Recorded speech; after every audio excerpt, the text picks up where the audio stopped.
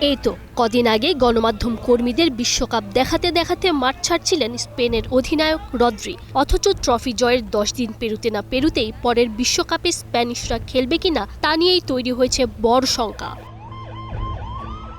বিশ্বকাপে মাঠের নয়, এবার লড়াই মাঠের বাইরের। ফিফার এক সিদ্ধান্তে তৈরি হয়েছে বিশ্ব ফুটবলের সবচেয়ে বড় সংকটের আশঙ্কা। ফুটবলের সর্বোচ্চ নিয়ন্ত্রক সংস্থার বাণিজ্যিক পরিকল্পনার প্রতিবাদে এবার বিশ্বকাপে বয়কটের সিদ্ধান্ত নিয়েছে ইউরোপের 55টা দেশ। ইউএফার অভিযোগ, ফিফা ফরওয়ার্ড এন্টারপ্রাইজের কাছে বাণিজ্যিক স্বত্ব বিক্রি করে ফুটবলকে ব্যবসায়িক পণ্যে পরিণত করতে চায় ফিফা।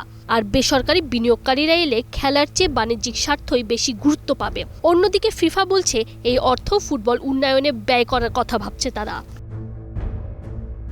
কিন্তু এই পরিকল্পনা মানতে একেবারেই নারাজ ইউএফা। ভার্চুয়াল সভায় ইউএফার 55টা দেশ সর্বসম্মতভাবে বিশ্বকাপ বয়কটের পক্ষে ভোট দিয়েছে।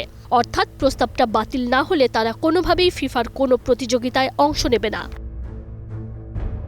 এই তালিকায় রয়েছে বিশ্ব চ্যাম্পিয়ন স্পেন, সঙ্গে আছে England, France, Germany, Italy, Portugal, Netherlands, Belgium, Croatia, Switzerland, Denmark, Sweden, Norway সহ ইউরোপের সব বড় বড় ফুটবল শক্তিরা। অথচ ইউরোপ ছাড়া বিশ্বকাপ ভাবাই কঠিন।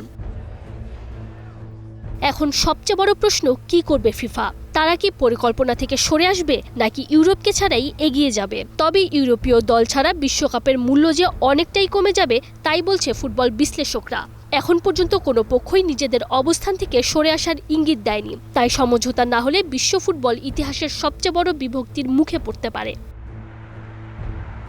Tanzim Oishi, star play.